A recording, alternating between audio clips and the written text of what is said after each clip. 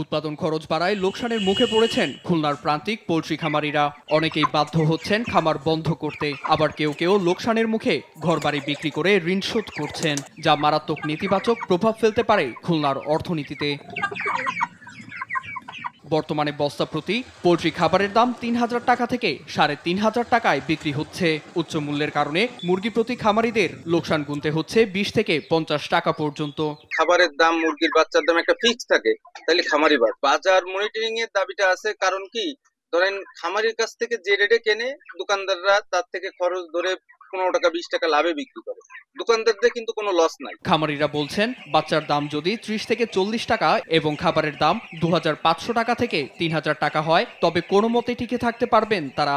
খাবার আস্তে আস্তে আপনার ২৫ থেকে ৩,০০০ এর ভিতর রাখলে সবচেয়ে ভালো হয়। এদিকে বাচ্চা ও খাবার সরবরাহকারী আড়তদাতারা লাভবান হলেও সব ঝুঁকি নিয়েও লাভবান হচ্ছে না খামারিরা। বেশি লাভ হয় না, তার কারণ আমরা ব্যাপারীকে যে দামে দিই সে দামে দিয়েও মার্কেটিং মাংসের দাম না বেশি। তবে আড়তদাতারা জানান, ২ থেকে ৩ বছর আগের তুলনায় খাবার ও বাচ্চার দাম বহুগুণ বেড়েছে। ২-৩ বছর আগে খাবারের দাম একটু কম ছিল, কাঁচামাল এগুলোকে দাম একটু বেশি, এই কারণে খাবারের দাম কমাতে পারতেছে না কোম্পানি। খুলনার পোল্ট্রি শিল্পকে বাঁচাতে দ্রুত ফিড ও বাচ্চার মূল্য নির্ণয় করে সরকারি সহায়তার দাবি প্রান্তিক খামারিদের। নীরব দাস, নিউজ ডেস্ক, দেশ টিভি।